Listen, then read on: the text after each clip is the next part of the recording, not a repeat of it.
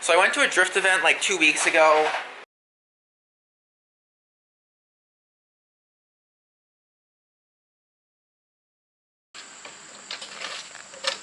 So this is where the wheel makes contact with the tension rod when the car is on the ground. I guess it doesn't do it when it's in the air and the suspension's all unloaded, but it makes contact with the rim against right here. And you can see where the rubber of my old tires used to hit it as well. So, out with the cheap and in with the expensive. I feel like I've never seen a car have this much gap between the rotor and the dust shield like that. So I just got the new tension rod bolted in and I matched it up with the length of the old one. Probably should repaint this control arm that I had modified because the paint's kind of falling off and it's starting to do some surface rusting. Should probably take care of that at some point. But we got the tension rod in and tightened it up. It is amazing. Like, this sway bar now protrudes much farther than the tension rod. So I don't foresee us having any issues with it at all. No, you gotta take the sway bar out if it doesn't start fitting. No front sway bar.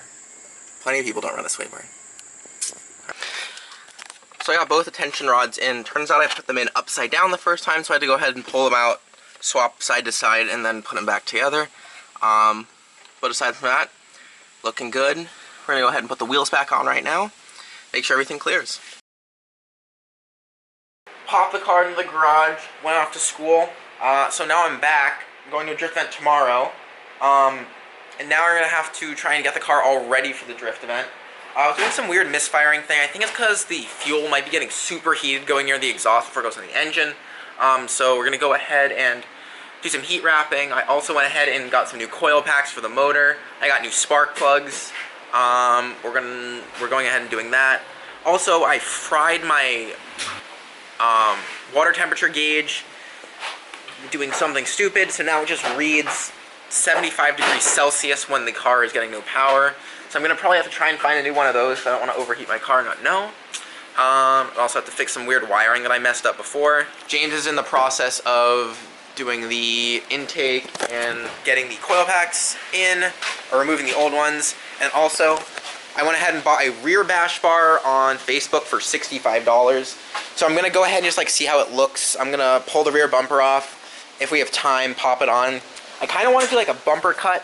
So like you kind of just like cut around everything and it just like the bash bar kind of protrudes down. You kind of like see the bottom of it, but you still have some of the bumper. I think it looks kind of cool. We might do that. We'll see how much time we have and how much effort we want to put in. Aside from that, I'm just gonna get going with everything. Hopefully nothing really breaks and it's easy. Oil pack too. Why don't you just go to the hardware store right now and buy that thing? What else did you need? They're running only a bash bar. That's what it is. He's doing it. Bash bar thick thing. You want some oil? Where are the... How far off will it be? Oh. Where are the new pluggy Wow. boys? Wow. Where are the new pluggy boys? Sick. Put the bash bar on. Someone have to figure out how to bolt it up, but for now, we're gonna go ahead and put the new spark plugs in. Alright, got the old spark plugs out. Or at least 3 of them. Did you do all of them? Or just 3? Just this side. Alright, I got... But it's not door broken. We're crushing the whole washer. It's really easy. Like it's easy. There we go. I'm struggling so much to like watch you do this. No, but like you have to drive it and then like I can see you. See, I'm holding it I'll right be here. able to see. Oh yeah, that's good. Less torque. And here is the new coil pack straight off of eBay. We'll see how good they are. I didn't see anything bad about them, but they were a little cheap. Makes me a little scared. But They're blue for more horsepower. yeah, and they're a blue performance color. So replace the spark plugs and the coil packs, and it probably should turn on really easily. Now I also heat wrapped the exhaust where it goes near the fuel line, and I also heat wrapped the fuel line. I already had like one of those sleeves over the fuel line, but I also just heat wrapped it too, just to like double be safe. Because there was a code for like fuel temperature. I don't know if it was that there's a sensor that's not there or that there's actually thinks there's warm fuel. Yeah, so we're doing the best we can. Now we're gonna go ahead and turn the car on. Is it in neutral?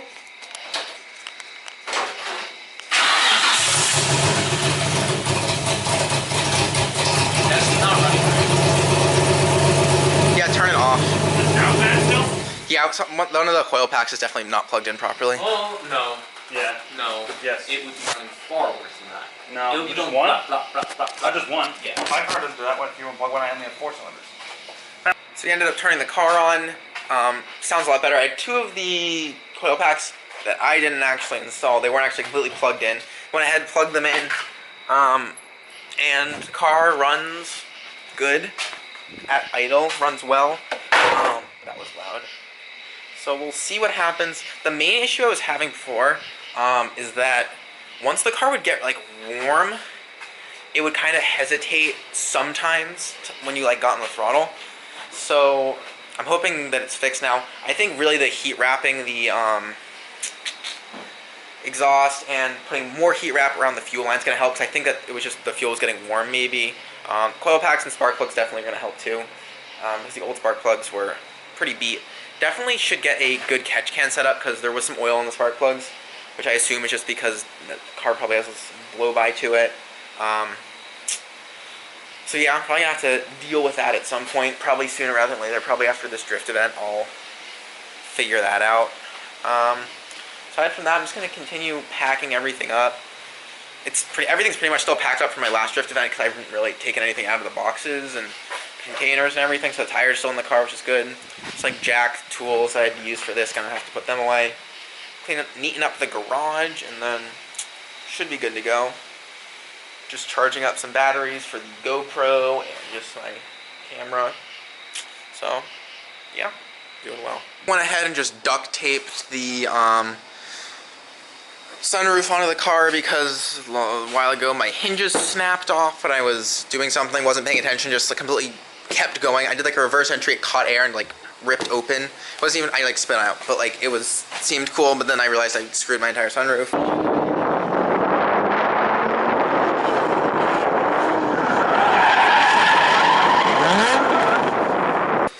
We got the bash bar on, it looks so good. I'm so happy with it. Although I do wish it wasn't red. We'll fix that later. Didn't have the time to do it now. I put the license plate light on this because I might drive back in the nighttime from the event, and I don't want to get pulled over for no license plate light. Yeah, so aside from that, I got the new water temperature gauge in. This one's pretty legit. It's made by Bosch, as opposed to my old one, which was just an oil temperature gauge that I had from China that was just like nothing. And I'm sure it's going to work the same, but like this one's cool. It's also, this one's in Fahrenheit, the other one was in Celsius, which is cool. I just attached everything so none of this stuff is going to pop out anymore. Got power. This thing's probably going to work. Light works in it. Went ahead and hooked up the windshield wipers, because the entire car still doesn't get power, and I don't know why. There's a short somewhere. I couldn't find it. I've worked with the multimeter, everything. I've disconnected so many different things, and it's still a short. Haven't found it, so I just went ahead and I've hooked up all the things I need, like the windshield wiper. I just hooked them up. Taillights work. Headlights didn't stop working. Running lights work, so good on that end. So we're ready for the drift end. We're going to leave pretty early tomorrow morning. So, yeah. So stay tuned for that video. Don't forget to like, comment, and subscribe, and I'll see you in the next one.